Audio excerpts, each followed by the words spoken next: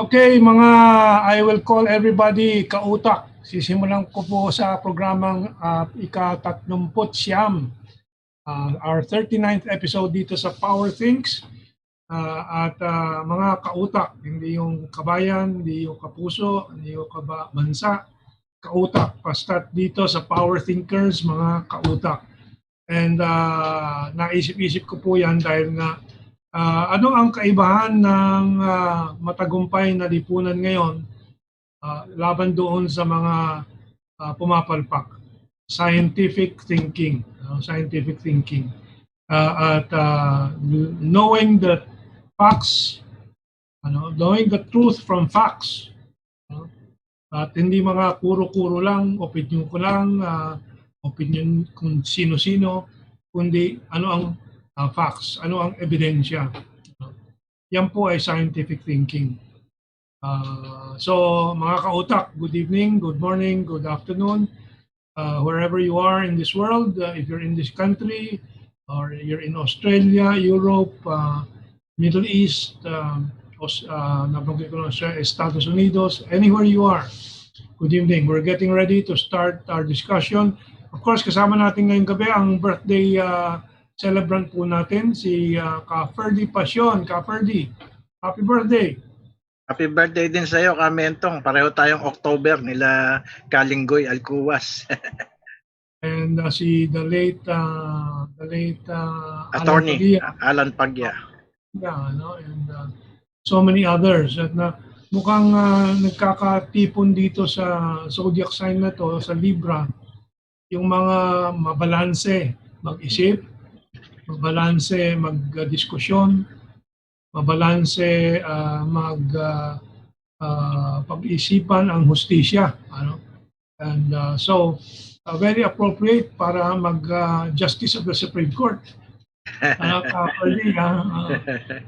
Pagka okay. Meron ng revolutionary government. And so, habang nag-aabang po tayo ng mga unang mga login natin tulad ni Mariel B.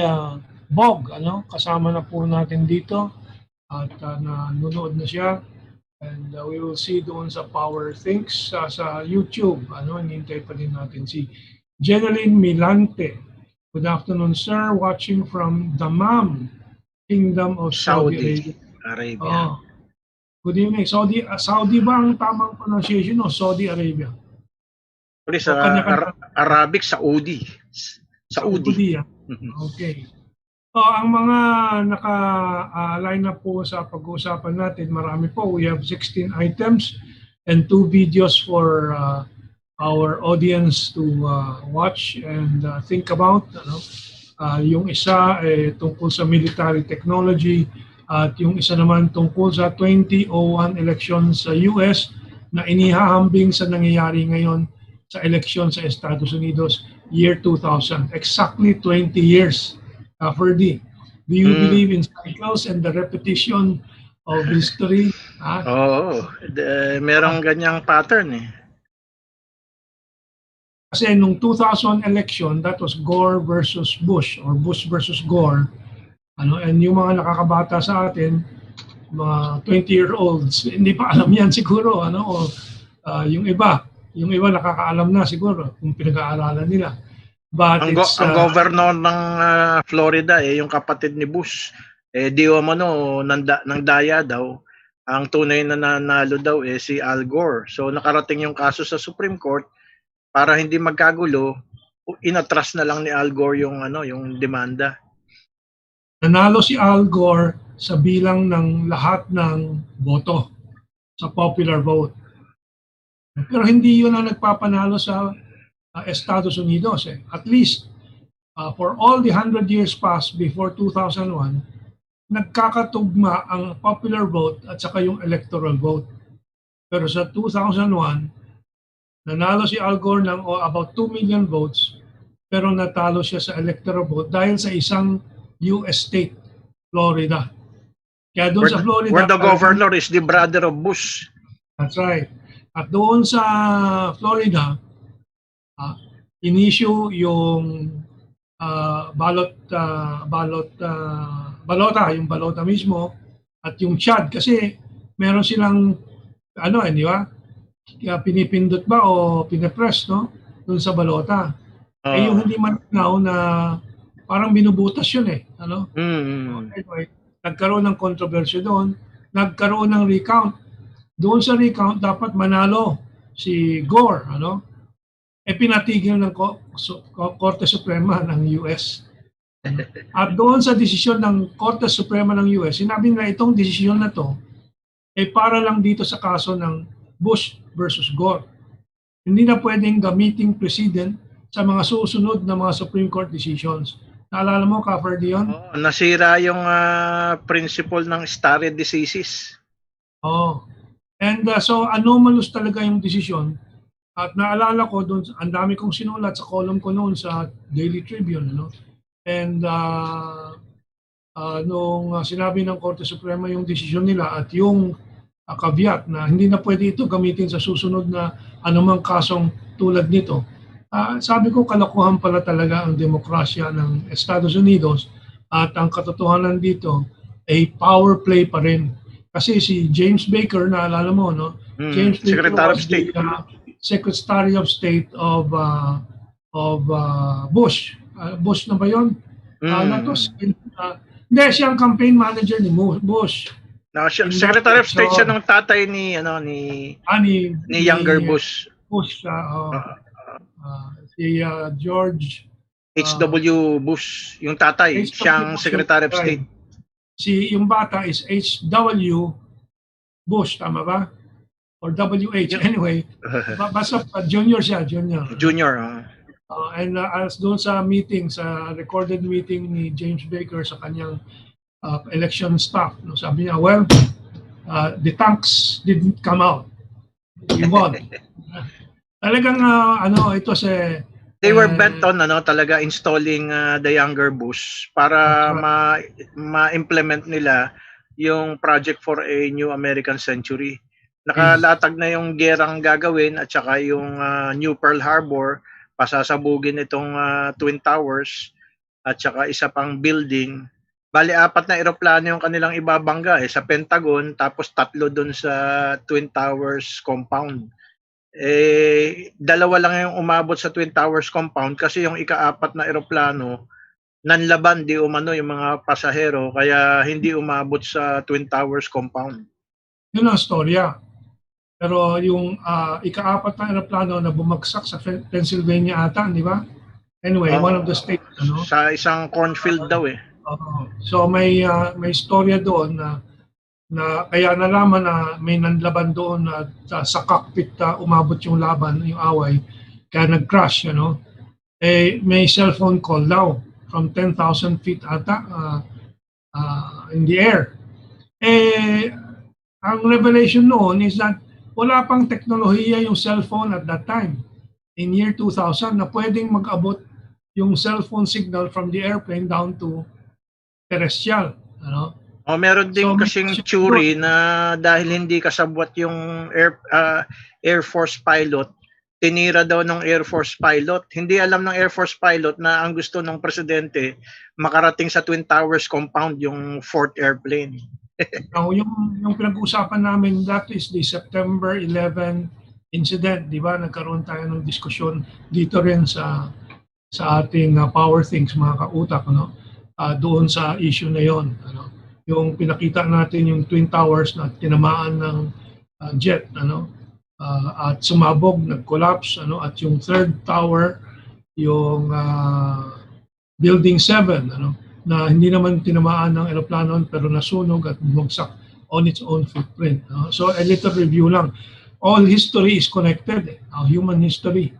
Now, sabi ko nga kanina, parang cycle, 20 years, 2001 and now 2020, parehong pinag-uusapan na ang Supreme Court ng US na ito ang magiging deciding factor after the November 13 election sa Estados Unidos. Kasi sinasabi ni Trump, hindi siya basta't bibitaw sa kanyang pwesto.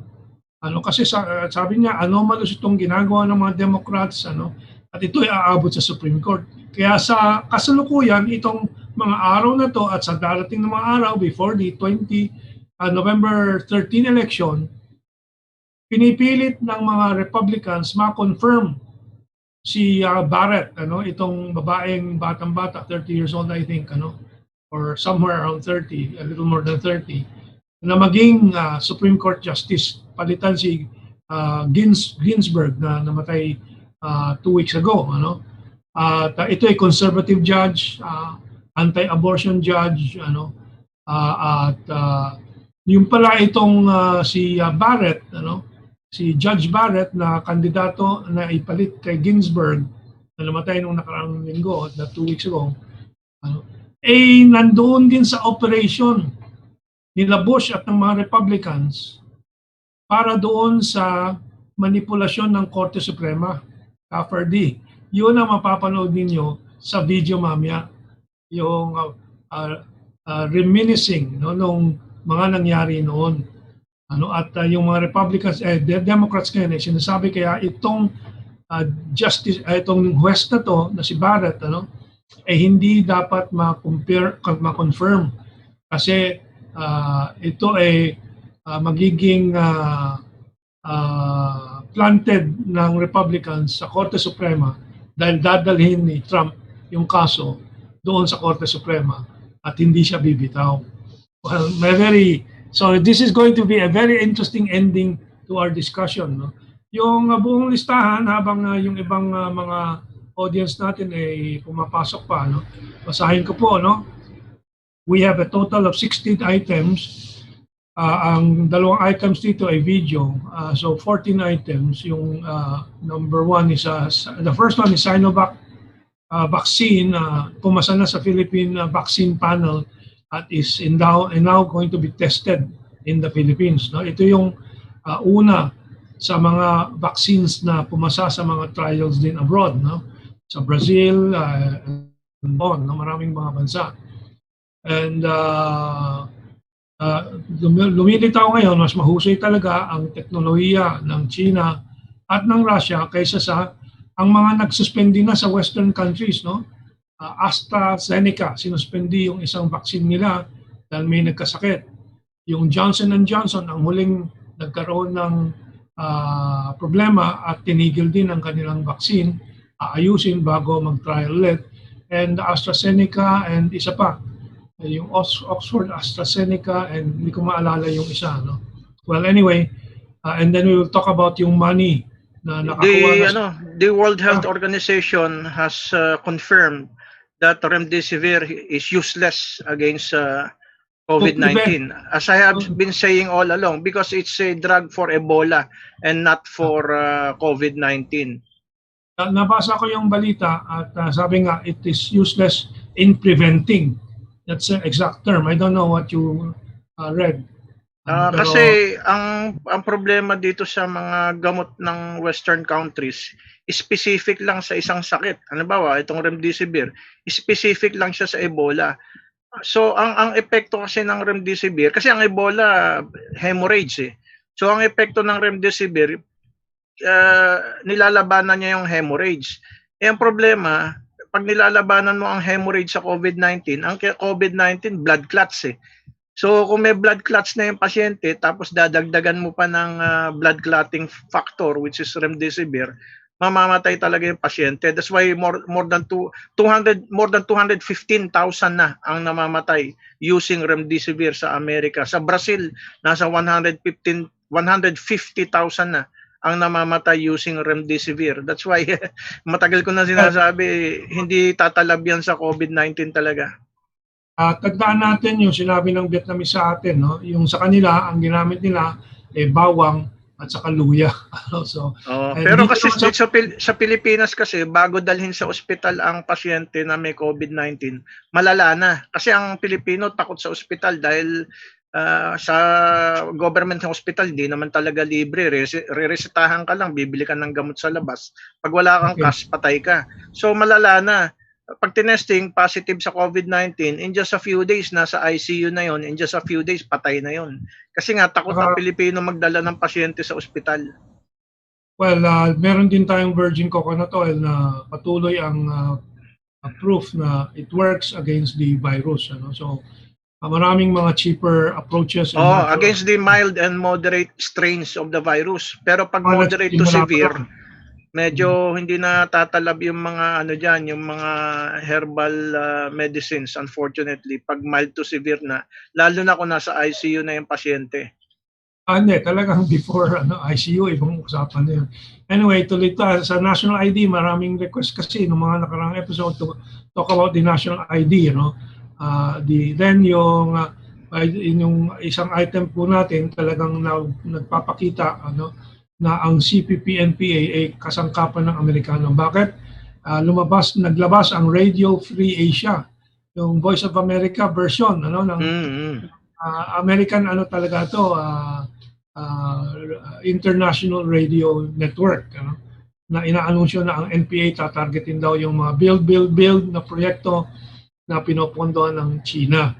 We'll talk about that later on. And then yung binuksan ng gobyerno yung search for oil ulit sa West Philippine Sea o doon sa EEZ ng Pilipinas. And may tanong si Ado, may epekto ba yan doon sa kasunduan with China? So far, ang sinasabi ng mga ulat, wala naman. I'm sure they have considered that and they've talked about it. And then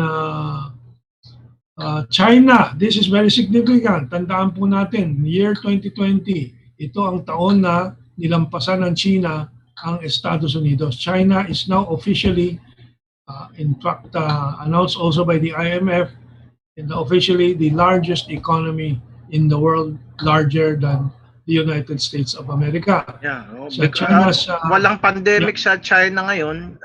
It's the only country which has no pandemic. That's why all the factories are working in full capacity. So lumaki nga ang exports ng China ngayon. That's right. And ang sumunod na item doon ay yung isang probinsya ng China, isang city, na nagkaroon ng 14 na kasong COVID-19. Itong mga nakaraang linggo lang. Alam po ninyo kung paano nila napigilan po yun. Na-spot nila yung 14 na kaso, yung kalahati, about half of it imported, meaning yung mga bisita galing sa labas. And then yung kalahati local infection. Ang tinesting nila ay 10.4 million people, residente ng buong syudad. Tinesting nila para masugpo at hindi na kumalat. And natigil nga kaagad. At saka ang testing nila, hindi antibody ang dinedetect. Ang testing nila, ang dinedetect ay yung virus mismo. Kasi pagka yung antibody, minsan negative na yung pasyente.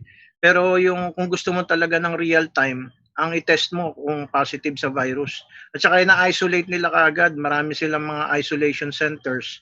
Pati yung contact tracing nila. Lahat ng mga nakahalubilo nung mga nag-positive, ina-isolate lahat yun. Okay, and then we'll talk about ang desisyon ng Japan, inanunsyo ng Japan na hindi po sila susunod sa US doon sa ban sa Huawei at ibang mga China telecommunications companies. And then the new North Korean missile na dinisplay sa recent celebration, 75th celebration the Workers' Party. The Workers' Party. At dinisplay na nila yung kanilang 90-foot 90-foot ba? 90-foot missile, 90 feet missile ang haba, ang taas, na aabot ng 13,000 kilometers ang abot, and that reaches all of the United States na. ICBM. ICBM, And then we have the video of the new drone swarm ng China. Bakit natin pinapakita ito? Well, these military preparations are not preparations for war, but preparations to prevent war. Bakit inaanunsyo ito? Pinapakita ng mga deterrence bansa na kung kayo ay lulusob o sasalakayin nyo kami, handa kami ng ganito. Meron kaming ganito. So, ganyan po ang labanan ngayon. It's really cyber, technology war, information war. We will go into all the rest later. So let's start with our first item.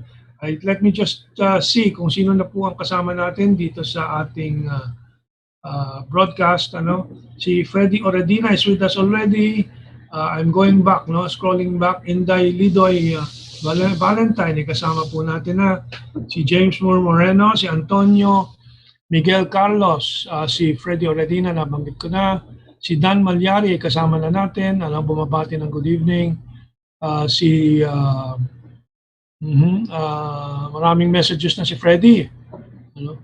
Tingnan lang natin yung iba pa kung may pumasok. Okay, si Florence Eknerol, kasama na natin. Magandang gabi po sa inyong dalawa.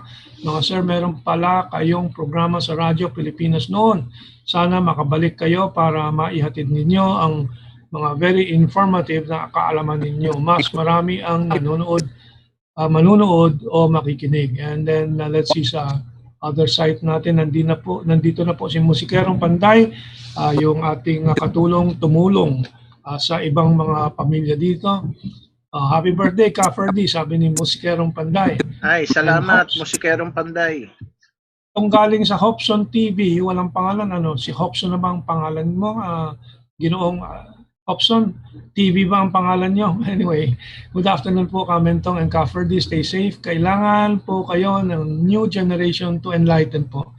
And si Joffre Duguran, good evening, Ka Mentong and Ka Ferdie. Paulo Antonio Pineda, maligayang bati sa ating nasyonalista at konstitusyon na Maestro Ferdie Pasyon. Mabuhay ho kayo at ipagpatuloy lang ang pagpapalaganap ng makatotohanang pangyayari. Pagpalain kayo ng Diyos Ama. Salamat po. Saka si Joffre Duguran, sana sinubukan din yung pabunan antiviral bang? Antiviral. It's a broad spectrum antiviral that kills viruses. Dr. Fabuna. General Milante, nasa bulsa ko lang po ang cellphone ko but I keep listening po. I am very busy, very interested in all the issues talked about po. Have a great day po, both Ka Mentong and Ka Ferdie. Happy birthday. Both Thank po. You. Birthday ko naman last week. Wandering James. Before Wandering James, si Rain Cloud pala. Nandito kasama na natin. Magandang gabi po, Ka Mentong at Kaado. Si Ka Ferdie tonight, And Wandering James, good evening, sirs. Bakit kaya walang ingay sa media natin and sa CHR yung mga issues ng child sex trafficking instead of puro about deaths sa drug war or activists linked to the NPA? Well, meron ata silang insentibo dito sa mga human rights issues kaysa sa mga sex trafficking violations, From Rain Cloud, sana patulong na tayo sa China sa pagsugpo ng COVID-19 para makamove on ng ekonomiya natin. Hirap na ang Pilipinas. Totoo po yan, and ginagawa na po ng paraan ni Presidente yung tulungan sa China. Gavin Elcano, magandang gabi, Ka Mentong. Happy birthday, Ka Ferdie. Stay safe. God bless. Thank you po. Maximus Elicius, magandang gabi po. Magandang gabi, Ka Mentong at Ka Ferdie. No, Herman, bakit po kaya di man lang masampahan ng kaso kahit isa sa si Noy Noy? Meron natang kaso, di ba, Ka Ferdie? Hindi lahat ng kaso ni Noy Noy ibinasura, hindi man lang nakarating sa korte. Sa prosecutor pa lang ibinabasura na. Hindi lang si Noy Noy, pati si Marrojas, si Butsabad, si Dinky Soliman, si Abaya, si Dukot, si Andy Bautista na nang daya kay Bongbong, at si General Purisima, si Sunny Coloma sa passport scam. Napakarami pong mga hindi nakakasuhan at hindi nakukulong na mga dilawan. Hanggang ngayon malapit nang matapos ang termino ng ating Pangulo. Yung iba, karamihan hindi man lang nasasampahan ng kaso. Kawawa naman po yung pangkaraniwan tao. Yung Purisima ang binanggit mo, yung pulis. Dalawa yan, yung Purisima na pulis at saka si Secretary Purisima na marami ding kabulastugan sa BIR at saka sa Customs. Kasabot si Kim Enares, di ba? Kim Enares, oo. Marami yan. Sina Maria Montelibano, sina Alex Padilla, umubos ng pera ng PhilHealth. Si Garin sa Dengvaxia. Napakarami niya mga dilawan na yan na hindi man lang nakakasuhan. They are above the law. They are untouchables. Okay. Si Roman Rapido, God bless sa inyong dalawa watching from Charlotte. Amalie, St. Thomas, U.S. Virgin Islands, okay? And from LC Xiao, happy birthday po ka Ferdie. Ay, thank Rain you. Crowley, yan. Ano ba, Haseng Il Chuka Hamida, happy birthday. Ka Thank you Ferdie po. from Korea. Yung pala, that's a way to say happy birthday from Korea, sa Korean. Seng Il Chuka Hamida. Parang Kamza Hamida. Thank you. Hamida, I think, is a respectful reference. Okay, so let's start with our news discussion. Mayroong pumasok sa WeChat. Ayun, mga, okay, good. Kasi pinost natin sa WeChat din yung programa natin sa YouTube and sa Facebook. Okay, so now, tungkol doon sa tulong ng China, Philippine Vaccine Panel clears China's Sinovac for clinical trial. So yan ang isang magandang balita sa tulungan ng China at Pilipinas. Pinasa na rin ng Philippine side yung vaccine.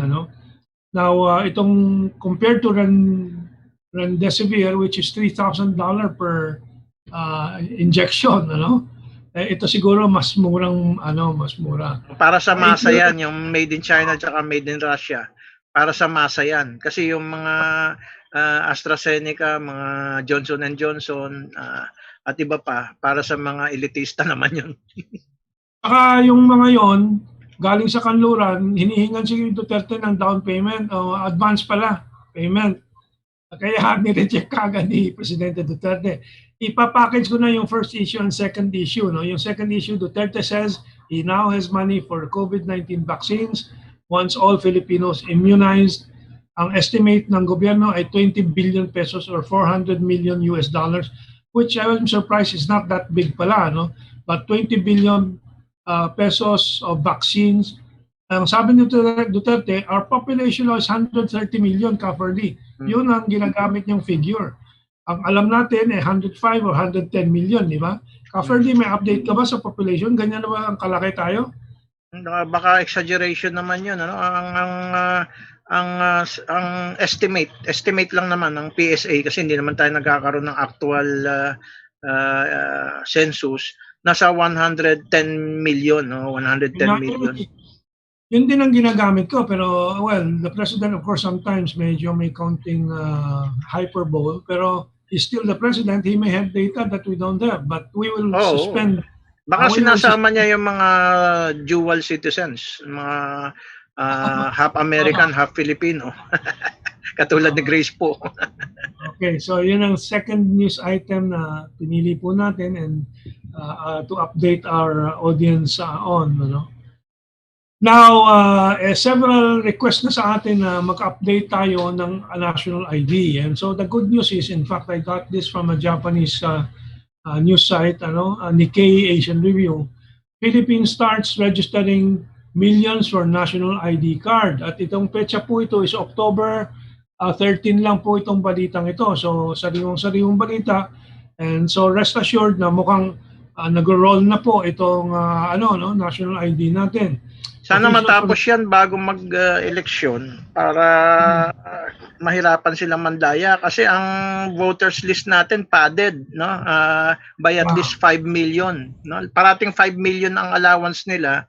Yun, doon kumikita ang COMELEC tsaka Smartmatic. Kung sino yung magbibigay ng pera, doon nila ibibigay yung 5 million votes na non-existent.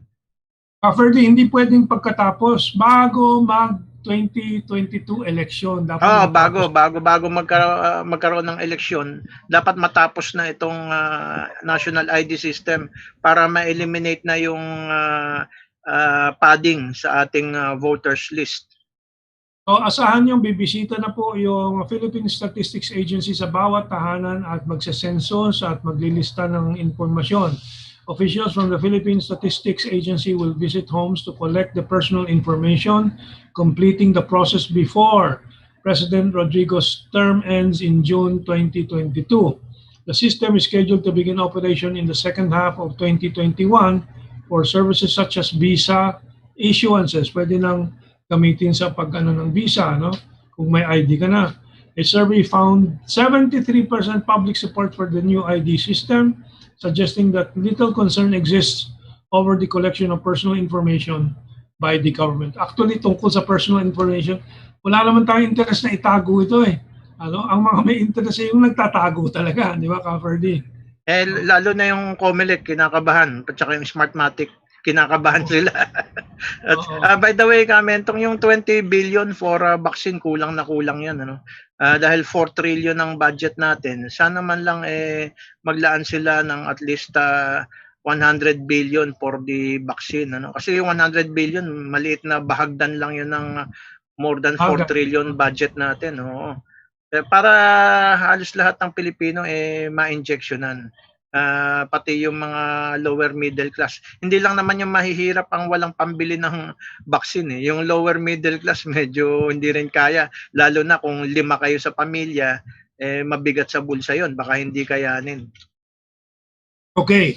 Now, ang susunod na balita ay mas political, geopolitical pa nga. At ito ay galing sa chinek ko kung meron local news na nito o sa ibang mga sources, wala. Ang galing lang ito sa Radio Free Asia. Ang Radio Free Asia ay isang sangay ng Voice of America. Dati nandyan yan sa meron yung transmitter dati dito sa malapit sa Pangasinan. Oo, yan.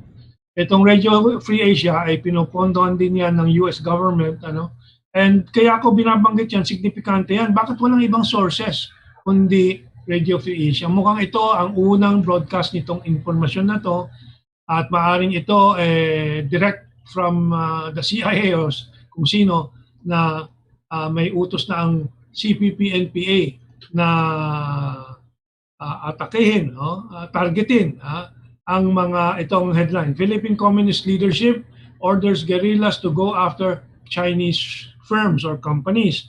The outlawed Philippine Communist Party directed its armed wing on Wednesday to target Chinese companies involved in infrastructure projects, including state-backed firms that the United States has blacklisted for their part in Beijing's militarization in the South China Sea. So they will implement the wish of the Americans? Precisely. Kaya ayun, dinadahilan na naman nila South China Sea na wala namang problema na in fact, nakinabang tayo sa 60-40 arrangement with China. So halatang-halata itong Communist Party of the Philippines at ang kanilang armed wing, yung sangay nilang armado, NPA, ay kasangkapan ng Estados Unidos. At natural po yan kasi yung top leader nila, si Joma Sison, inaaruga, kinakanlong ng Netherlands. North Atlantic Treaty Organization. Precisely. Lokohan po ang ginagawa nitong si Joma. At maraming naloloko pa rin. Kaya importante po ipaliwanag natin sa lahat ng mga kapwa nating Pilipino, lalo na yung mga matitigas ang ulo na akala China pa rin ang kalaban at sobrang nagtitiwala sa Estados Unidos at sa mga dilawan, sa mga komunista na ito yung mga patriotiko.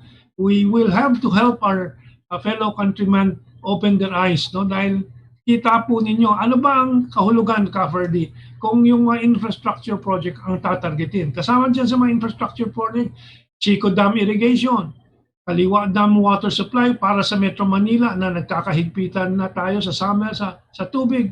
Bakit yan ang gustong targetin ng CPP-NPA, Ferdie? Siguro para yung mga oligarchs pa rin, katulad ng San Miguel Corporation, Lopez Firms, ang siyang mga magmay-ari ng lahat ng ating mga infrastructure at sisingilin pa rin tayo ng pagkamahal-mahal at palpak pa rin yung serbisyo, katulad sa telco, sa infrastructure at iba pang public utilities, gusto nila hawak ng oligarchs. In fact, pinagtatanggol nga nila yung mga Lopez at saka ABS-CBN. Nagtataka tayo kung totoo kayong komunista, bakit kakampi kayo ng oligarchs? Kaya yung mga estudyante dyan sa PUP at UP, better open up your eyes, yung mga nalinin lang ng nagogoyo nila Joma. Akala nila kasi yung puso ng kabataan gustong may paglalaban silang na sacrifice and so on. Yun pala ginogoyo lang sila. So let's move on, Ferdie. The next item natin ay itong itong tungkol sa Philippine plan for the maritime militia, yung sa dagat na mga CAFGO to match kuno ng mga ulat to match China.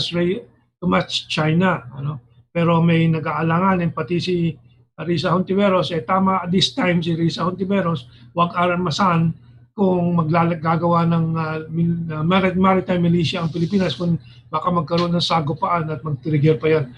In the first place, of course, it's our right, the Philippines, to have a maritime militia.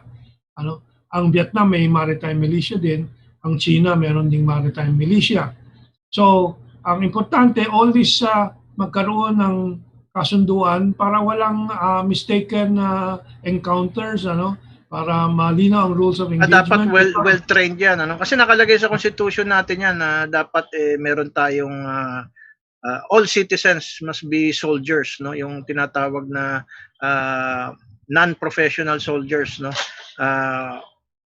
Pero dapat ay well-trained yan. Katulad nung sa ROTC namin dati, talagang bago kami bigyan ng armas at magpaputok, pinapaliwanag sa amin yung safety, never point a gun, no gun is an empty gun, at saka yung rules of engagement. Hindi ka basta-basta magpapaputok, no?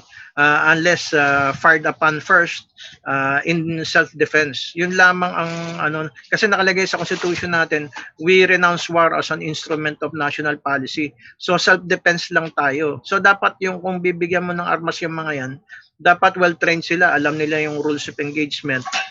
Kung ano yung training na maganda nung panahon ni Marcos sa ROTC, dapat ganun din ang training sa kanila. That's right. Well, kung bakit ito lumitaw, itong proposal na to, unang question yan, bakit lumitaw yan? Sa akin, okay naman dahil, as you say, it's constitutional also. But at the same time, may question ako kung bakit Philippine Navy ang nag-propose nito. Although it is difficult to question the motive, it is also possible na ito ang mga elemento sa loob ng Navy natin na guided pa ng mga Amerikano. Kasi there has been no talk about maritime militia or any trouble in the South China Sea with all these other militias, no? And number two, do we have the capability, yung mga fishermen natin, maliliit ang mga bangka and so on, paano yan, di ba? Pero actually, Mentong, nung nag-ROTC pa lang ako, meron ng mga maritime militias, mga ROTC graduates ito. Kasi certain schools were under the Philippine Navy, yung kanilang ROTC. Yung iba naman under ng Air Force. In my case, we were under the constabulary. So depende sa eskwelahan. Meron mga eskwelahan na ang ROTC nila, ang nag-handle ay Philippine Navy.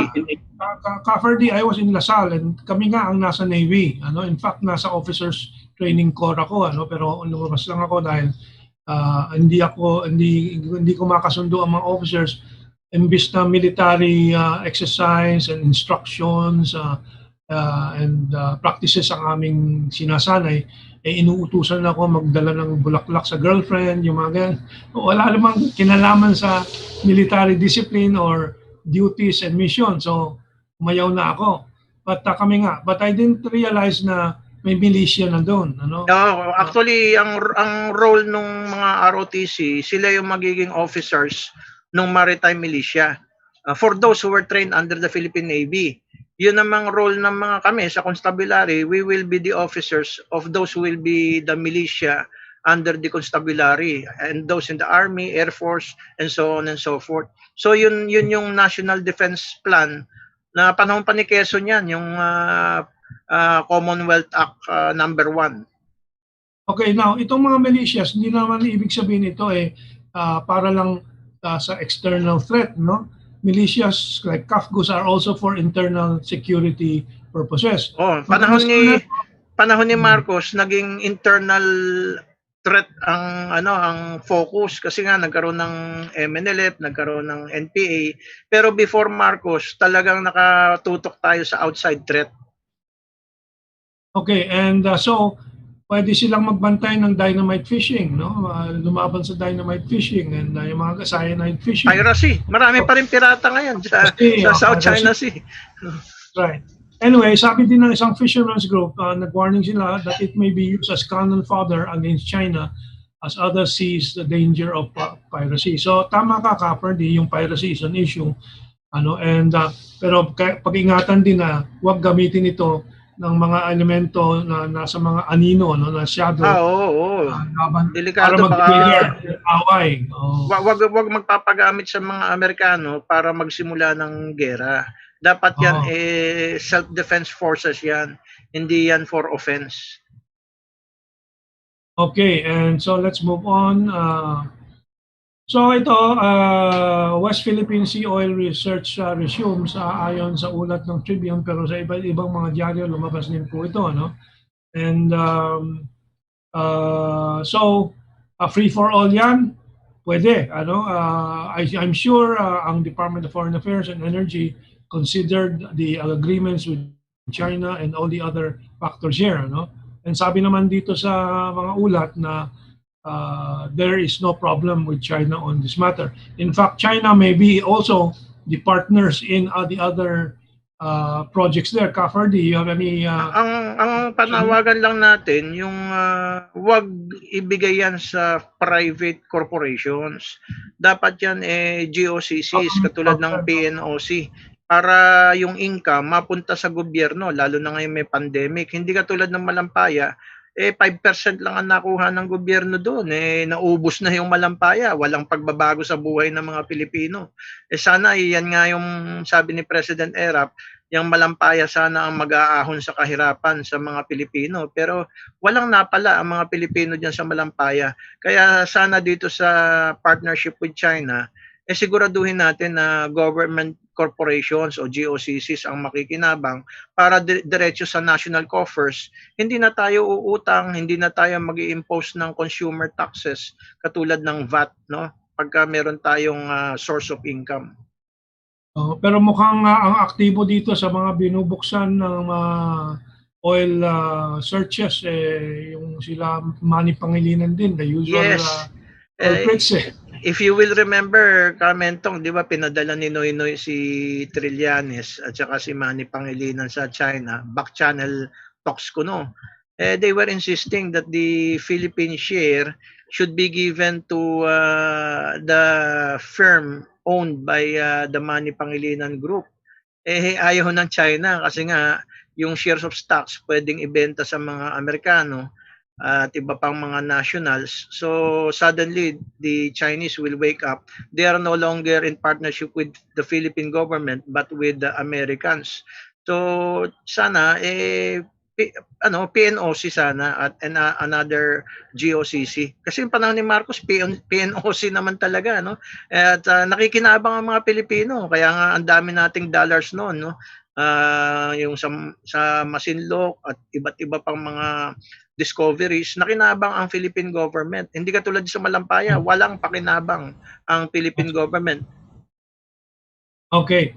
Now we move into the international developments, the global developments. At unang-una, mark this year, 2020, ito po ang taon na nalampasan na ng China ang size o laki ng ekonomiya, nalampasan ng US. Ito po from the National Interest, which is a Western magazine, national interest nga ng US, at ang kanyang headline, China is now the world's largest economy. We should not be shocked, sabi ng headline niya. Ito, October 15 lang po, 2 days ago, lumabas ang balitang ito. At importante po, IMF, CIA, lahat po, ganyan po ang assessment. Ito po ang quote na nakuha ko sa artikulo na to. China has now displaced the US to become the largest economy in the world, measured by the more refined yardstick that both the IMF and CIA now judged to be the single best metric for comparing national economies. The IMF report shows that China's economy is 1/6 larger than America's 14.2 trillion versus 24.2 trillion ng China versus 20.8 trillion ng US.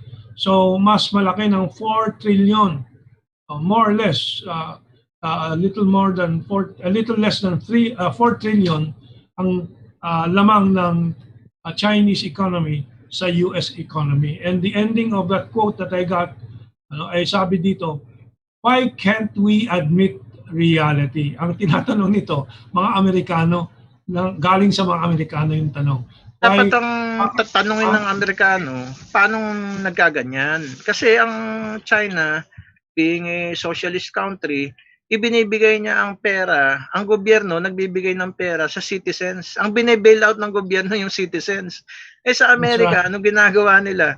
Magpapautang yung Federal Reserve Bank and other big banks sa mga oligarchs ng 0% interest rate. Minsan nga negative interest rates pa. Panay oligarchs yung imprenta sila ng imprenta ng pera, binibigay sa oligarchs. So walang natatanggap yung mga nasa baba, nagugutom na yung mga nasa baba, nagrarally na, nagde-demonstration na, gutom na gutom na. Pag walang pera yung bulk of your population, walang purchasing power. Pag walang purchasing power, babagsak yung, liliit yung economy mo. So, gayahin dapat ng Amerika yung China, na ang ginagawa ng China, tinutulungan magkaroon ng bahay yung mga citizens niya, tinutulungan magkaroon ng libreng education, pinag-aaral pa nga sa abroad, pinag-aaral pa nga sa Amerika hanggang doctorate degree. Merong hospitalization, merong healthcare, lahat ng tulong binibigay ng China sa citizens niya. Ang bine-bail out ng China, yung citizens, hindi yung oligarchs. That's right. And that's socialism, ano? And sana ang Pilipinas, tayo ay tumungo doon sa direksyon na yun na ang yaman ng lipunan ay mapunta sa baba. Magkaroon ng equitable distribution of wealth. Nakasulat naman yan sa Constitution eh. At yan ay dahan-dahan aakyat. Ano, parang pagdidilig po ng bukid. Hindi mo didiligan yung itaas, ano? Kung ano mang nasa taas, ano? Yung mansyon ng hasyendero, doon lang pupunta ang tubig. Hindi, kailangan diligan mong buong lupain. Lahat. At doon uusbong ang tanim at bubunga. At pag may purchasing power sila, bibili sila ng made in China. Eh di lalong lalago ang ekonomiya ng China. Bakit ayaw gawin ng Amerika yan? Well, yung mga korporasyon ng Amerika pumupunta sa China kasi mas productive sila doon. Ano? Anyway, so yan ay leksyon po sa atin, pero we are living through a period of history na nagbabago talaga ang mundo. Kaya nga sinasabi natin, Asian century na po. Pagkatapos ng China, sana umangat ang India. Ano? Pero may mga inherent problems ang India, ano? At may laro sila sa Amerikano. Hindi naman magtatagumpay siguro yun. But we'll talk about that in future episodes natin po. Ano? So now that's a fact. China is now the biggest economy in the world. Hinihintay lang ng China na magmura ang kuryente dito eh. Pag nagmura ang kuryente dito, sigurado marami silang industries na ipapasok dito. Kaso ang mahal ng kuryente rito dahil hawak nga ng oligarchs, merong oligopoly. Okay, and the next item is about China again. Ano ito? Qingdao collects over 10.4 million samples in citywide COVID-19 testing. Ganyan po, 14 lang na kaso na na-detect sila. Ano? Na-detect nila doon sa Qingdao City. No, yan yung diyan yung Qingdao beer na nagpagawa ng factory yung Germans kasi nasa sphere of influence ng Germany nung araw yan. So nagpagawa sila ng beer factory. At namana ng China, yung Qingdao beer, napakasarap niyan. Now, yung 14 people na na-infect, ano action ng Chinese government? Inesting ang 10.4 million resident. Just to be sure.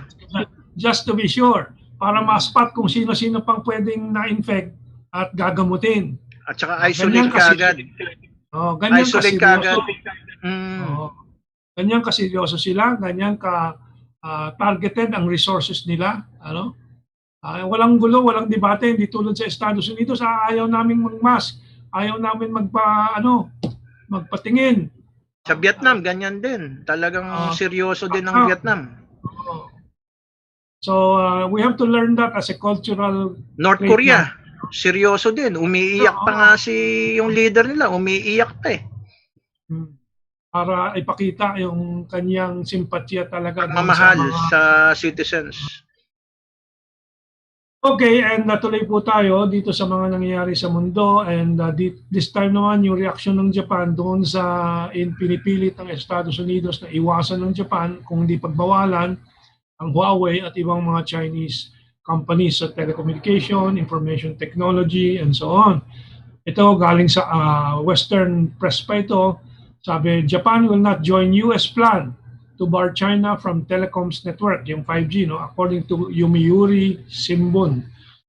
Japan has told the United States that Tokyo will not, at the moment, laging may at the moment kasi takot din sila sa kalaw baka kung anong gawin sa kanila, join Washington's plan to exclude Chinese firms from telecommunications networks. The Yomiuri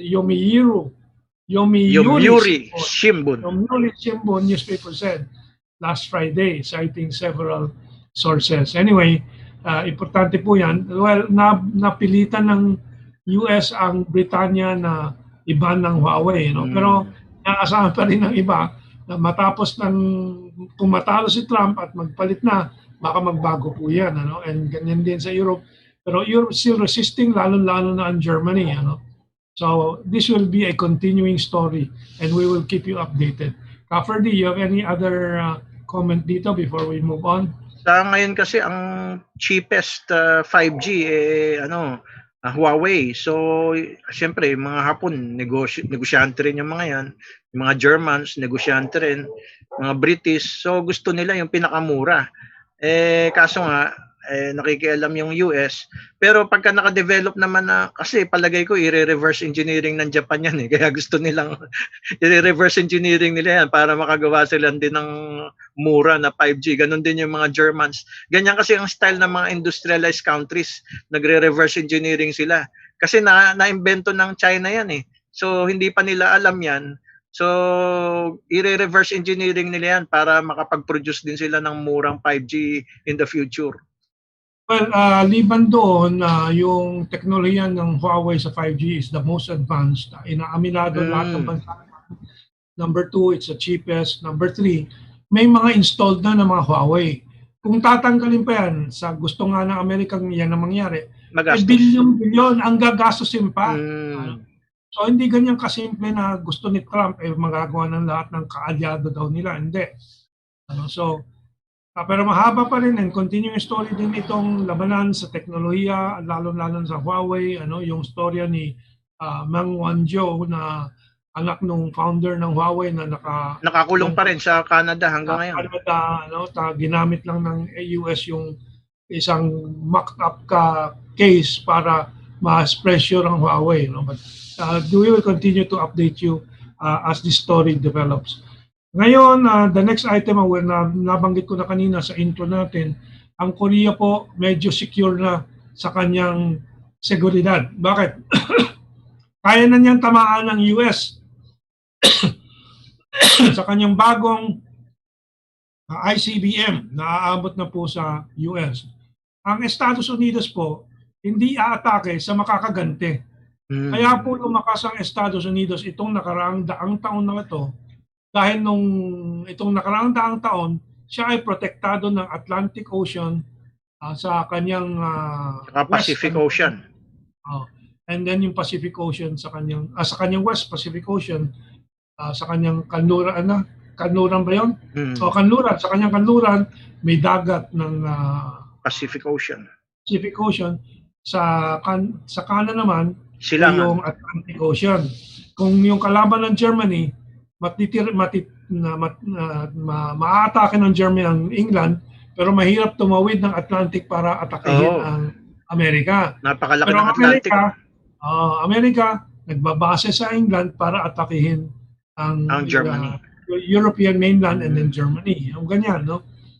And so yun ang advantage ng US ngayon. Noon, kaya lumakas ng US,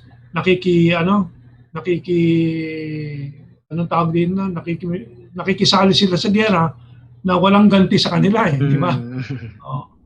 Now, hindi na po totoo yan. Yung intercontinental ballistic missile, abot na po sila. Abot sila ng Russia, abot sila ng China, and so on. Ngayon, abot na din sila ng North Korea. Yan ang pagkakamali ni Saddam Hussein at saka ni si Gaddafi at saka itong si Bashar al-Assad.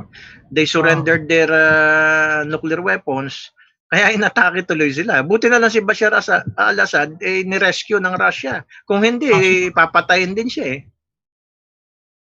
So yan, and that is why people who don't understand North Korea, bakit militarize siya, Ayun ang kanyang protection, yun lang kaisa-isang protection niya, yung kakayahan niya na gumante.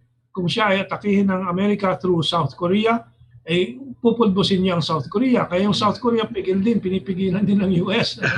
Ganyan din ng Japan. Pinipigilan din ng Japan ng US kasi durog din ng Japan. Kung magkadurugan, durog sila.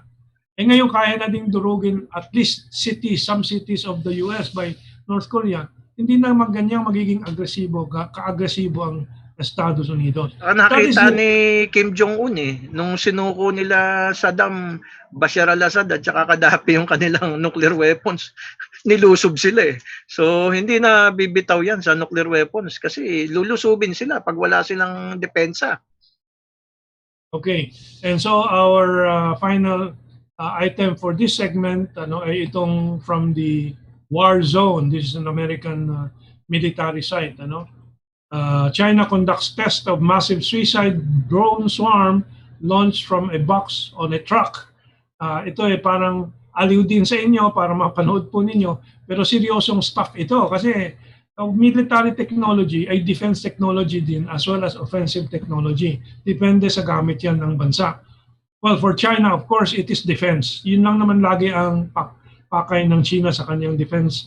And kaya yung kanyang gasto sa defense ay limitado. Hindi po tulad ng 800 billion ng US, $800 billion, ang China ata sa $250 billion lang. Yun ay pinalaki na na budget yun.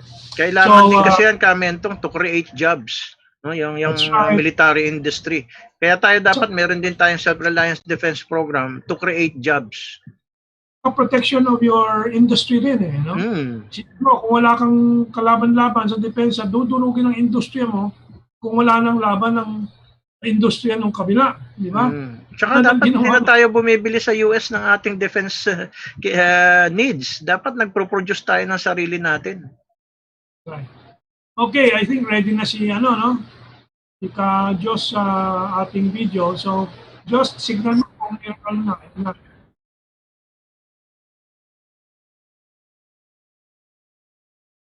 Launches 48 attack drones to saturate a target. It is described as the first practical Chinese swarming drone system. The details of the tests carried out in September were released on Tuesday by the Institute of Electronic Science and Technology of China. The drones are launched from a vehicle based on the Dongfeng Menshi, which evolved from a license-built version of the US Hummer H1. The drones are launched with compressed air, then unfold their wings and fly to the target area with an electric-powered propeller. The kamikaze drones carry high explosive warheads, potentially powerful enough to destroy tanks and other armor. The concept is similar to AeroVironment's recently unveiled Switchblade 600, but deployed in much larger numbers, with multiple drones aiming to swamp defenses. Swarming software ensures that the drones will fly together without colliding, and will cooperate to ensure that all targets are attacked rather than every drone going for the highest value vehicle. The video shows the operator tapping on a target from the drone's eye video displayed on a tablet computer, which the drones then home in on. Thank you everyone for watching this video. Okay, and mapapansin nyo yung intonation, yung pronunciation ng narrator ay Indian.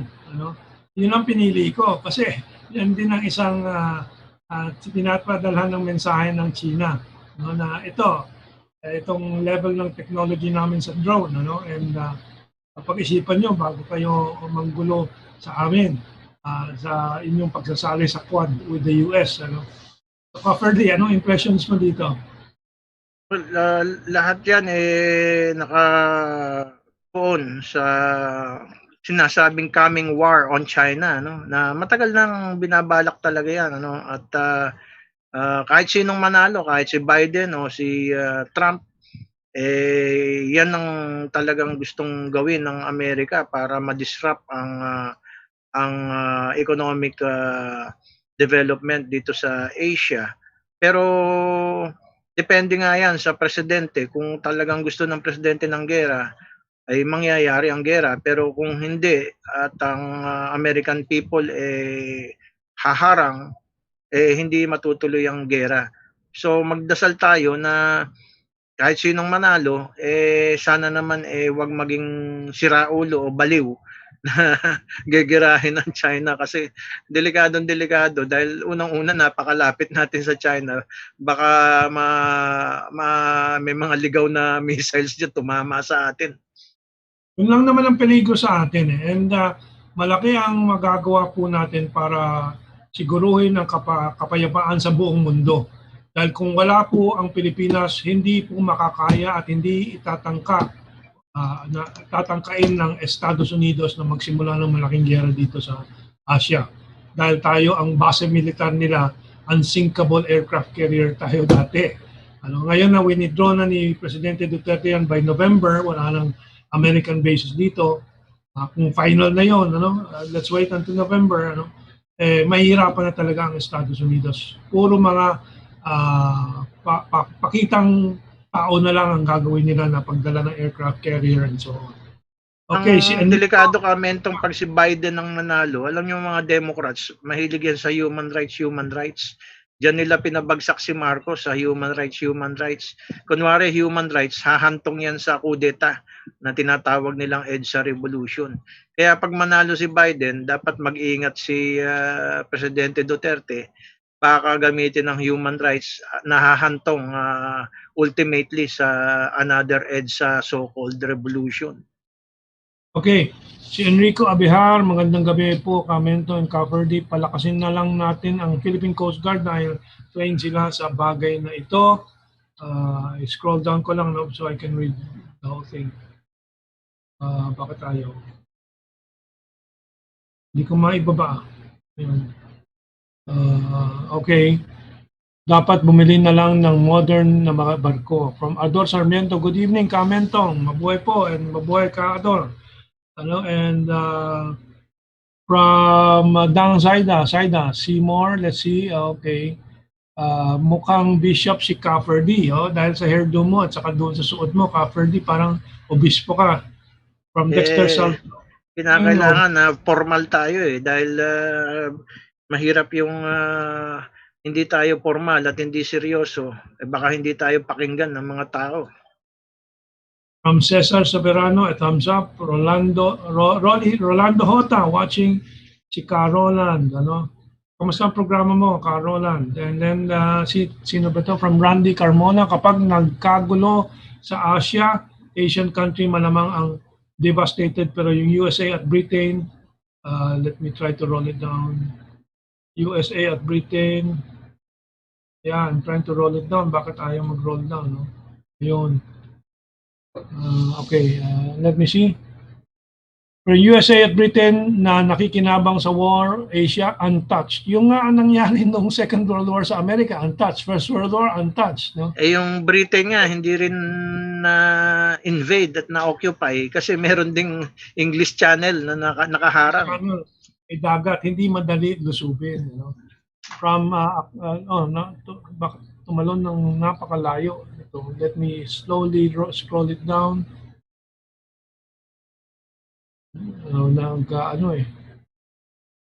Lumalakad ng sarili itong ito na, tama na. Okay, from Akim Randy Carmona, Mentong, nanonood din ba kayo news sa CTGN? Yes, kami ni Ferdie, CTGN. Channel 91 at saka Channel 93 sa Sky Cable, and then yung Russia Today, Channel 221. Press TV, ako naman sa Netflix ako nanonood ng mga yan. Press TV is Iran. Yung mga kakontra ng US, pinapanood ko rin. Telesur.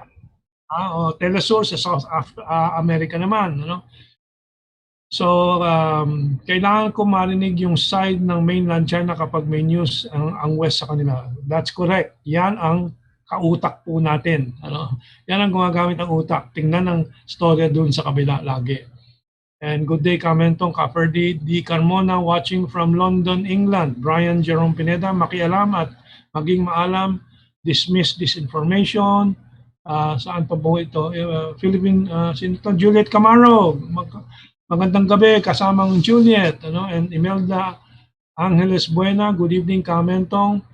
Narda Ding La Cuesta, good evening, Mentong, and Ferdie, and happy birthday. God bless you both, and thank you for napakagandang information.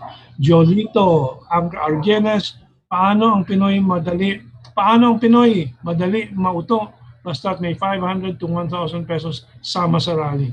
Partly true. Ano? Pero nung sinasabi ko nga about yung mga rallies nung panahon ni ERAP na tinutulungan ko, talagang may problema naman yung mahihirap na gustong sumali sa rally, pamasahe lang, pagkain. Pero saksing buhay ako dyan, Mentong, dahil at that time, nandun ako sa Caloocan. Naglalakad yung mga tao at sinasabihan na sila ni Congressman Baby Asisio, huwag na kayong sumali kasi walang pagkain, walang sasakyan. Abay, sumali pa rin sila. Hindi namin kailangan ng pera, hindi namin kailangan ng pagkain. At maglalakad kami, hindi namin kailangan ng sasakyan. So naglakad yung mahihirap, galing Caloocan, galing Pasay. Nagbaon sila ng sarili ng pagkain. Kaya hindi totoong bayaran yung mahihirap. Yung mga mayayaman ang talagang bayaran kasi nakikinabang sila sa malalaking korporasyon. Okay, that's correct also. I can confirm that too. Anyway, from Paulo Antonio Pineda, maligayang bati sa ating nationalist at nabasa ko na po yan. Let me look at where I left off kanina. No, Herman.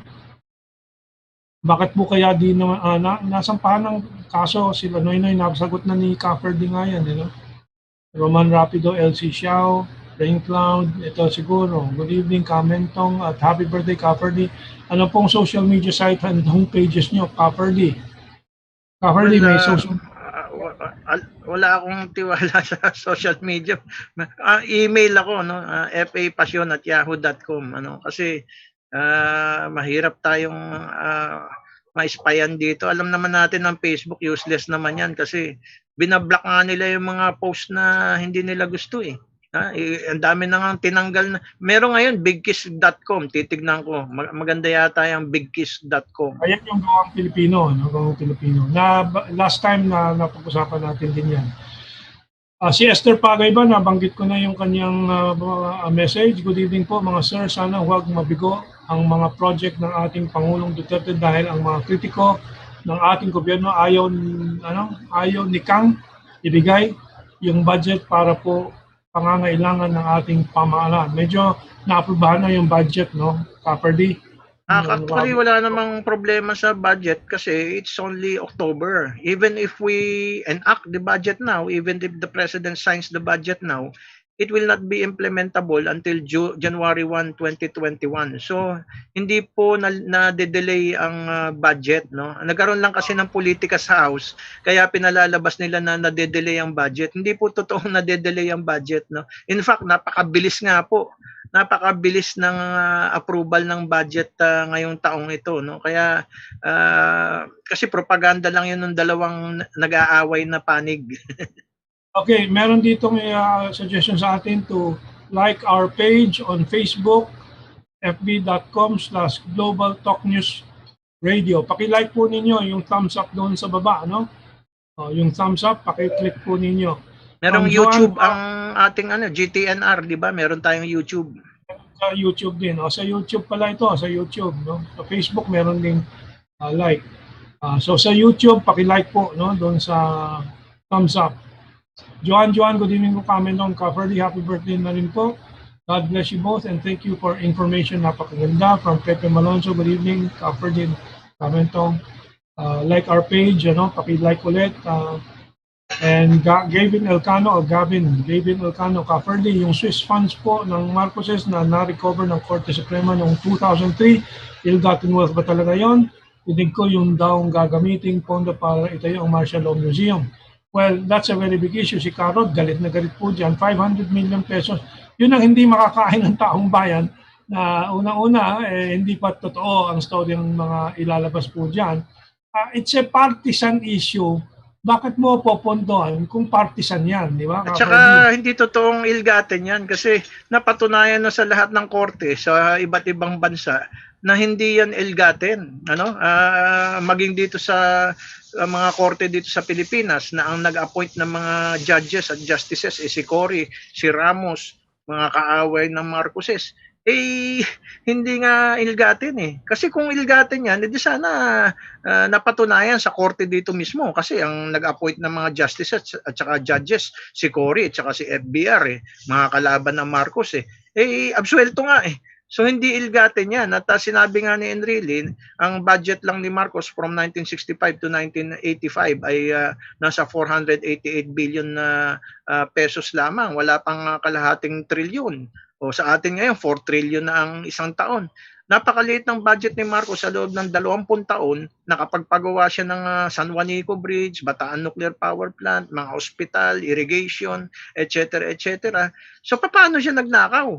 Saan niya kinuha? Kung talagang ninakaw niya yun, kulang pa yung 488 billion pesos budget. Saan siya nagnakaw? Okay. At so, mga maestro, kapag namuno si Pangulong Marcos more than 30 years, ano kaya mangyayari sa Pilipinas? Galing kay Paulo Antonio Pineda. Well, kung yung hindi siya na patanggal ng mga Amerikano at nila Cardinal Sin at iba pa, di sana yung 11 industrial project nagpatuloy, yung nuclear power plant na naglabas na ng kuryente, na napamura ang kuryente natin, and therefore maybe yung ating industrialization ay nag-take off na. Ferdie, anong maidadagdag mo? Yes, kasi ang stopgap measure lang yung OFW, no? Ang talagang balak ni President Marcos, pauwiin ang mga OFW at pagtrabahuhin sa mga industries katulad ng Pilseco, Baseco, Pasar, Pilpos, Unichem or Cocochem, Bataan Nuclear Power Plant, various hydroelectric power plants, geothermal power plants, etc. etc. So pag na-attain natin yung full industrialization, kulang pa ang ating population. Mag-i-import pa tayo ng workers from abroad.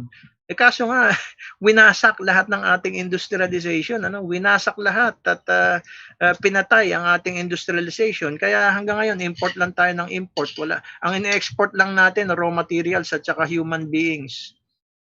Yeah.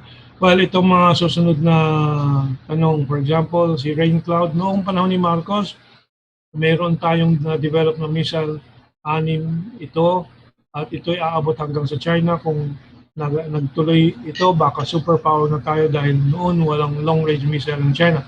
Well, yung hindi naman China ang tinatarget ni Marcos kasi kakampingan natin yung China eh. Hindi China yung tinatarget. At saka yung German scientist dyan, na-meet ko mismo yung gumagawa ng missile. Na-meet ko mismo yan, yung German scientist na yan. Kasi yung uncle ko kasama sa Self-Reliance Defense Program, Philippine Navy, na-meet ko yung German scientist dyan sa Sangley Point, Cavite. Okay. So, but hindi ganyan ka-develop na aabot sa China pa at that time yan, no? So, pero malapit-lapit na sa China, no? Kasi yung uncle ko ang in charge sa retrieval, no? Kasi pagka nagpaputok tayo ng testing, kailangan i-retrieve mo yan para hindi ma-reverse engineering ng kalaban at hindi ka ma-spyan. So pagkatapos paputukin yan, nire-retrieve yan kung saan bumagsak. So malapit-lapit na sa China yung inaabot, pero hindi naman China ang target talaga. Okay, and then from Joffrey Daguran, dapat palakasin natin ang shipbuilding industry, which was part of the program of Marcos noon, kaya nga gumawa tayo ng tankers, di ba? Oil tankers. From Virgo, Nabi, good evening, Mentong, Maharlikain, CIA Democrats and West behind sa ongoing propaganda against the King of Thailand and yung protest sa Bangkok. Well, yeah, may complex issues dyan. Siyempre, ang kamay ng Amerikano nandyan din po. Ano? Actually, dilawan niyang King of Thailand, dilawan yan. At ang mga supporters niyan, dilawan din. Ang nagrarally against the King yung red shirts, yung mga magsasaka. Actually, mga estudyante rin. Di ba? At saka estudyante. Ayaw nang sa national ID dahil sa impormasyon, pero sa FB halos lahat nakapost, pati aso at pagkain pinopost. Ang ayaw na ayaw sa national ID yung Smartmatic at saka Comelec. Oo. Liban sa CPP, NPA at yung kanyang front organizations. From Maximus Elicius Camentong, 5 years ago, meron isang Filipino inventor. Nag-test ng madaming weaponized drones for attack in a specific target na witness ko mismo yung testing released from a concealed truck. I can believe that. No? from Pepe Malonzo. Happy birthday po, Mentong. And si Ferdie. Si Ferdie yung may birthday ngayon. Si Mentong naman, Octoberian din. Nung nakaraang 2 linggo. And Luz Quezon, panoorin din ninyong Crossroads. Maraming kaalaman din sa topics nila. And then Zaldi Oreo, Mentong, Ferdie, na interview po ni Kaabe si Dr. Carlo Arcilia, DOST PNRI. Kompleto pa daw yung Bataan Nuclear Power Plant, yung fuel lang daw, yung wala, likely 2 to 3 times a year daw siya bumibisita. Well, that's something we can check again, ano? Kasi sino pa bang mga nagsabi na walang laman yan? I think Jaime Marcos said so. Sino pa? Kapati yung Russian ambassador. Kaya baka niransak na yan. We'll have to find out what he means na kompleto pa yan.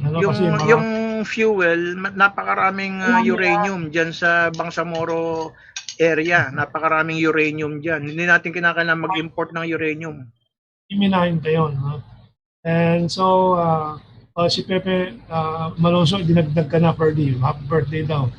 And nauna ang Pinoy sa weaponized swarming drones released from a concealed trap. Ayan, balitaan na natin yan. Pepe Malonzo, gusto lang makamkam ng mga Aquino yung yaman ng mga Marcos, mga ganit sa kapangyarihan at kahaman sa yaman. Mark Legatona, pwede niyo ba pag-usapan yung kaso ni Reyna May Nasino? Sino ba yun? Yung ba yung baby? I'm not familiar with this case. Anyway, let's move on to our... Idagdag ko lang doon sa missiles, Mentong. Katunayan na hindi China ang target, ay hindi lang naman sa South China nagpapalipad ng missiles ang Philippine Navy nung araw, pati sa Bicol region nagpapalipad din tayo papuntang Pacific Ocean. Kaya hindi China ang target. Okay, from Enrico Abehan, napanood ko sa RT na napaligiran daw ng US military bases ang China kaya tumataas ang tensyon na bagong Cold War. Well, ang ibig sabihin ng RT report na yun, bata yun sa sinulat at video o movie na ginawa ni, I'll remember the name later, no? The coming war on China. John Pilger. John Pilger, no? 800 bases around China, surrounding China and Russia. So yun ang paghahanda ng US. Anyway, from Florence Eknerov, naisip ko po na sakaling maibalik ang Marcos sa Malacanang ay maibabalik ang sigla ng ating agrikultura at industrialisasyon. May pag-asa ang mga Pilipino. Yes, and that's why let's see if we can help Bongbong. Panoorin niyo yung vlogs ni Bongbong para makita niyo yung kanyang mga magandang binabalak na karamihan ginawa na ng tatay niya. Okay, ang next item natin medyo sa science no, and technology. Itong mga narinig natin kay Trump na kailangan ng Huawei pagbawalan dahil a threat to the national security ng US daw at mga bansa dahil may backdoor daw. Ang totoo po, ito po ang ebidensya natin, ang kanluran, ang Estados Unidos at mga kaalyado nila ang naglalagay, pinipilit na maglagay ng backdoor ang mga Google, ang mga Facebook. iPhone, ang mga Facebook, sila ang talagang gumagawa po niyan. Kaya takot na takot sila na gawin ng Huawei. Hindi naman ang gagawin ng Huawei dahil Huawei maingat na maingat dahil iniisip nila negosyo. No? At kung masira sila dyan, masisira ang negosyo nila. Pero sa US at yung kakaalyado dahil inuutosan ng US, intelligence ang pinakamahalaga because they want to maintain their control of the world. Hindi ba si Merkel, ini-espian nga nila si Merkel, kaya nga nagpalit ng cellphone, bumili ng Huawei si Merkel. Dahil yung mga binibili niyang European-American cellphone, natatap ng mga Amerikano lagi.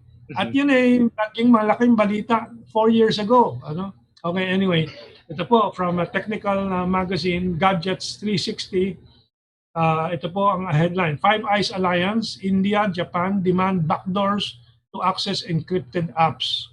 Silang pinipilit, they are demanding na itong mga apps ay may backdoor. The top justice officials nagpulong-pulong ng US, Britain, Australia, Canada, and New Zealand said in a statement that the growth of end-to-end encrypted apps that make official oversight impossible, like Signal, Telegram, Facebook Messenger, and WhatsApp, pose significant challenge to public safety. Kaya dapat lahat may backdoor na mapapasukan nila. Ang susunod na related news para makita natin ang contrast, no? Ito po galing sa Germany. At sabi ng Germany sa kay Trump, Huawei has no backdoor. But Cisco, which is an American company, has 10 backdoors.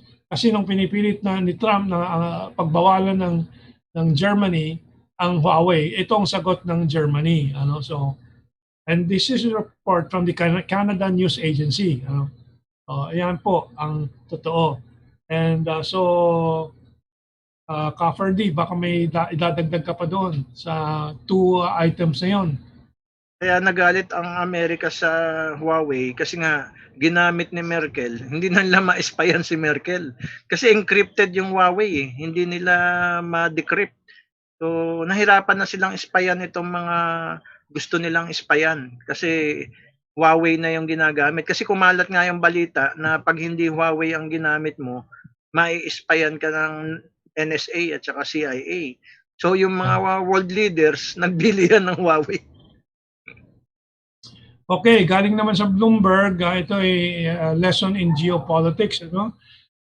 Trump at European Union love, meaning nagtatapunan sila ng tariff threat, nag-iitsahan sila, nagbabatuhan sila ng pananakot na, itataripa ka namin kayo. Bakit? Dahil doon sa laban nila sa subsidy ng Amerika sa kanilang mga aeroplano, Boeing. And sabi ng European Union, unfair yan, hindi tama yan. So ito po, October 16. Just yesterday, inulat po ito, Brussels may hit $4 billion of US exports with tariff, sabi ng WTO. Duties relate to WTO decision over state aid to give the state aid US gives to Boeing, or binigyan na, gave to Boeing, yung airline industry. Now, makikita po natin, hindi in the bag ang EU sa panig ng Estados Unidos ngayon. Binabalanse din ng EU yung interest niya laban sa US. US din nagka-conflict sa European Union dahil may interest din siya. So protectionism. Actually, ang EU, meron din siyang subsidies sa kanyang farmers, sa Airbus. Ganyan naman lahat ng bansa eh. Pilipinas lang ang nagbabawal ng subsidy. Naniniwala tayo sa neoliberal economics, no? Pinapatay natin yung mga magsasaka natin. Pero lahat ng bansa sa mundo nagsasubsidize yan. Kasi pag hindi mo sinubsidize yan, hindi yan magiging competitive. Kaya yan ay subject sa negotiation. Ang China rin ganyan. Ang EU naman, siyempre babalanse kasi napakalaking merkado ng mga produkto ng European Union ang China. Kaya hindi sila pwedeng basta-basta na sumunod sa Amerika na ngayon. So that is good for global balance. And yan, no? But the next 2 items are about America pa rin. So ituloy na natin doon. Now, ang tanong ng marami, kanina, nabanggit mo ka, Ferdie, kung si Biden manalo, ganito mangyari, and ganito. Pero meron ding hindi magbabago. Trump o Biden. Sinasabi dito sa Bloomberg opinion ni Andrea Kluth, na Trump or Biden manalo, the US and Europe will split. Nakita na natin isang balita tungkol doon sa split nila, marami pa pong iba. Kasi maraming pinipilit ang US na hindi na matanggap ng European Union. And, so, prophesied na rin sa Bible yan, Mentong, na mag-i-split talaga yung US at saka Europe. Okay, oo. Well, ibig sabihin ba, Ferdie, kung prophesied na yan, wala na tayong gagawin. Yung mangyayari at mangyayari ang prophecy. Yeah, pero hindi naman dahilan yan para hindi tayo lumaban sa mali, no? Kasi inaatasan tayo ng Diyos na maging mga tuwid na tao dito sa mundo. So ang role natin dito, lalabanan natin yung mga mali. Wala tayong pakialam kung matuloy yan o hindi. Ang mahalaga, nanindigan tayo. Okay, ako ay naniniwala na nasa tao ang lahat ng gawa. Okay, and so let's move on. So, ano ba ang balanse ngayon sa Estados Unidos sa eleksyon? At ilang beses na natin pinapaliwanag na ang nagpapanalo sa US hindi po yung popular vote o yung suma ng boto. Tulad dito, kung mas maraming boto si Duterte kaysa kay Rojas at kay Po nung nakaraang eleksyon, panalo si Duterte. Hindi po ganyan sa US. Ang nagpapanalo po, may mga tinatawag na swing states. Kaya po ito inuulat ko sa inyo galing sa Politico, how the White House will be won. Sabi dito, the 8 states that will decide the election. Arizona, Florida, Georgia, Michigan, Minnesota, North Carolina, Pennsylvania, and Wisconsin. At batay dito sa survey at maraming ibang mga survey, sa Arizona, yung blue NR, the Democrats is +2 ang electoral votes nila para sa Democrats, and Republican in 2016 nung nakaraang eleksyon. Ito ngayon, lamang ang Democrats, yung nakikita nyo, yung blue, lamang ng 2 boto. Noong 2016, lamang ng 4 na boto yung Republicans. Florida, lamang ang Democrats ngayon. Noong 2016, lamang ang Republicans ng 1 vote. Sa Georgia, Republicans lamang ng 1. In 2016, lamang ng 5. So bumaba ang lamang na sa Georgia ng Republicans. Sa Michigan, Democrats lamang ng 6 ngayon. Noong 2016, walang lamang ang Republicans, so nag-gain ang Democrats dito. Ang Minnesota, lamang ang Democrats ng 9 votes ngayon. Ang 2014, lamang ang Republicans ng 2 votes noong 2016. North Carolina, lamang ang Democrats ngayon ng +2. Noong 2016, ang Republicans +4 sila. So natatalo ang Republicans ngayon. Pennsylvania, Democrats +6 ngayon. Dati Republicans ang +1 during 2016. And Wisconsin, Democrats +6 ngayon. In 2016, Republicans +1. So sa lahat ng states, mukhang nakakadagdag ang Democrats except sa Georgia. Ferdie, any reaction there? Georgia kasi mga white supremacists yun nandyan. So malakas si Trump dyan. Anyway, kaya si Trump nanalo siya nung nakalaang laban niya kay Hillary. Nag-concentrate siya sa electoral votes, hindi sa popular votes. Well, suspecha ko rin at that time, 2016, ang ruling class ng US gusto talagang ipanalo si Trump. Dahil gustong simulan nga yung trade war laban sa China, and so on. So kaya nilang manipulahin itong electoral votes. Mas madali manipulahin itong electoral votes. Although hindi lahat ng ruling class ng US gustong girahin ng China kasi maraming oligarchs sa US, ang factories nila located sa China. So may conflict din yan, may tug of war din sa loob na yan. And ngayon naman talagang I know maraming Pilipino ang kakampi si Trump, and of course Ferdie, your impression is also correct na ang Democrats ay organized sa war-making business, Pero actually ang human rights. Yan ang Democrats. Weaponization of human rights. Pero yung Republicans are the traditional war party, Sila sila Theodore Roosevelt, and so on. Nagkabaliktad lang nitong panahon nila Obama, na imbis na binigyan nga siya ng Nobel Peace Prize, napakaraming gera ang ginawa ni Obama. At tuwan-tuwa pa si Hillary Clinton, pumapalakpak pa nung pinatay si Gaddafi. Now, yung 2001, pinanalo si Bush Jr., Republican naman si Bush Jr., di ba? So, nagplano ng 7 gera. So, I think both sides may tendency na gagawa sila ng sariling klaseng gera nila. Si Trump lang And ang walang ginawang bagong gera eh, no? He just goes through the motion. Ang talagang kay Trump paninegosyo ang nasa utak niya. Ayaw niya ng gera. yeah, ako gusto kong manalo si Trump kasi siguradong magsasabog ang Estados Unidos pag nanalo si Trump, ano? Hindi natatanggapin nung kabila itong lalo na yung mga blacks, and then you can imagine white supremacists makikipagbarilan na sa maraming states with the Black Lives Matter, ano? Parehong may mga armadong grupo yan. But for people to understand further itong itong anomaly sa loob ng American electoral system and justice system at kung paano talaga namamanipula po ang eleksyon ng US, balikan natin ang 2001 election. At may video po tayo dyan, pinaiksi natin ng konti, ano?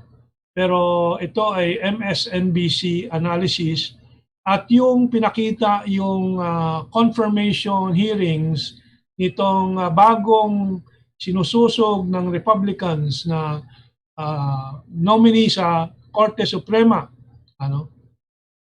Para sa Estados Unidos, si Barrett, ano? Anong full name niya? Anyway, maririnig po niyo mamaya, no? Hindi yan hindi siya sikat na legal luminary, no? Batang-bata pa, I think a few years experience as a judge, kaya yun ang mga controversial point. Pero ang revelation ni Senator, what's her name? Lahat nandoon po, ano? Yung babaeng senador na kine-question po at binalikan niya yung 2001 election. Yun ang maganda, ano?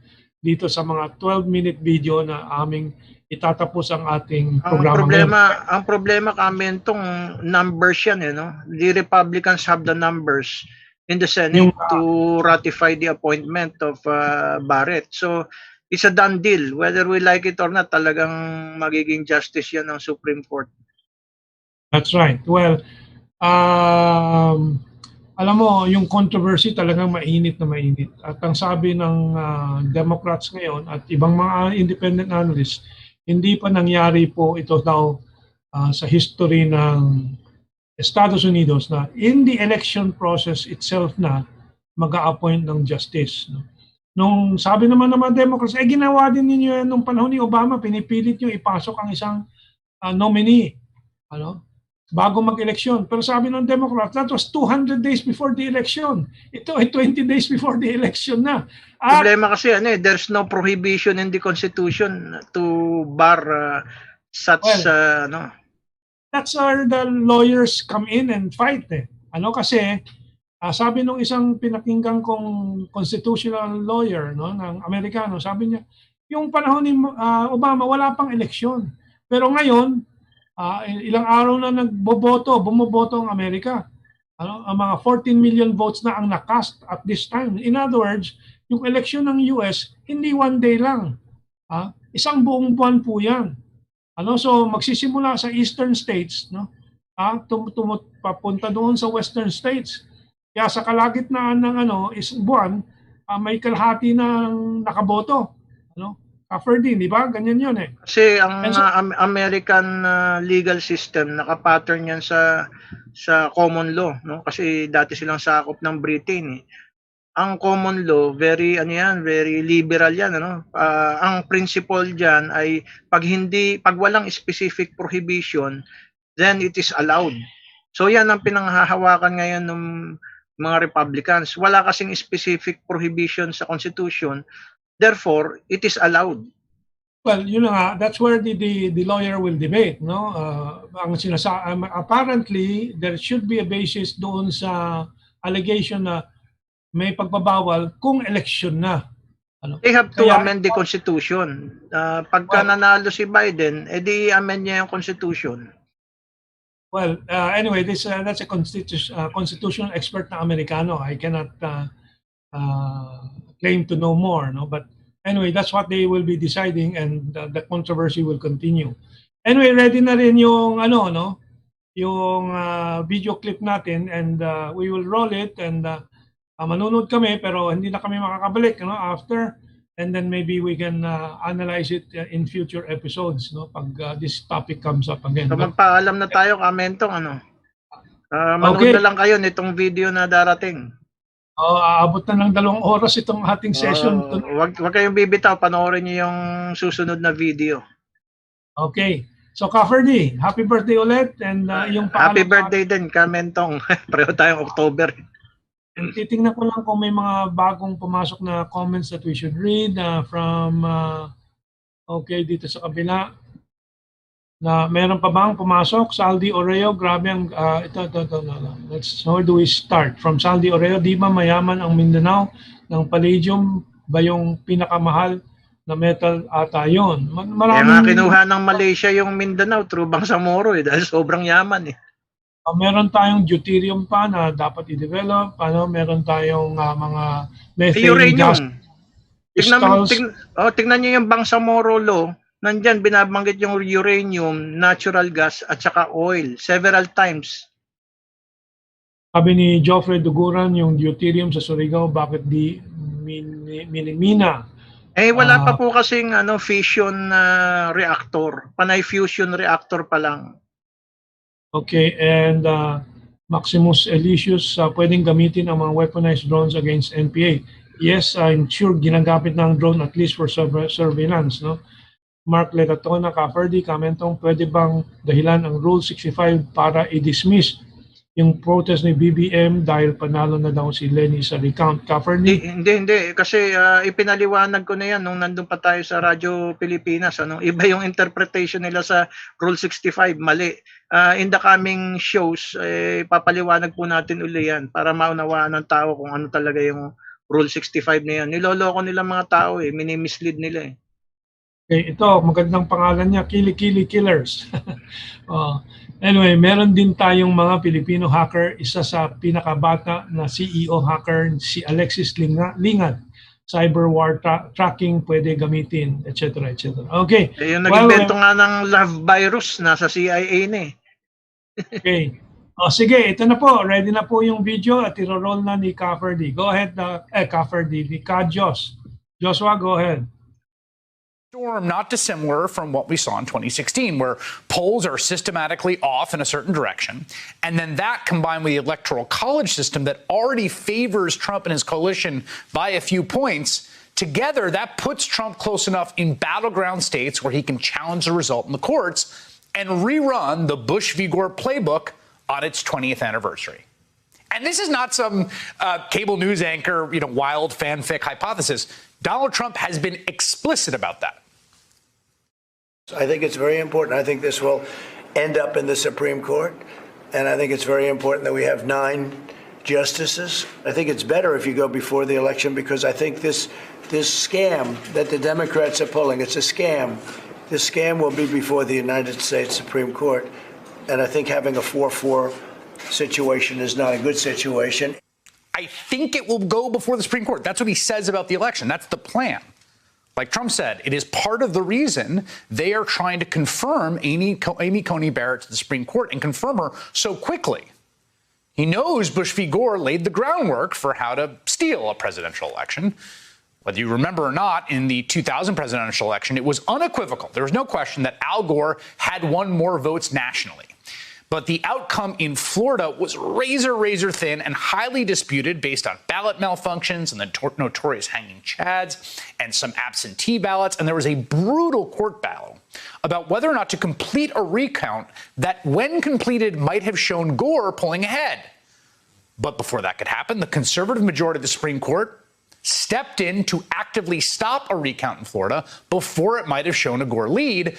And they did it based on a constitutional theory that was completely at odds with their own stated principles. They used the broadest possible reading of the Equal Protection Clause in the United States Constitution, a reading so broad that in the ruling itself, the conservative justices had to go out of their way to say, now we're using this here, but you can't ever use it for precedent. It's good for one ride only, because they realized how ridiculous their own reasoning was by their own lights. That's how corrupt that decision was.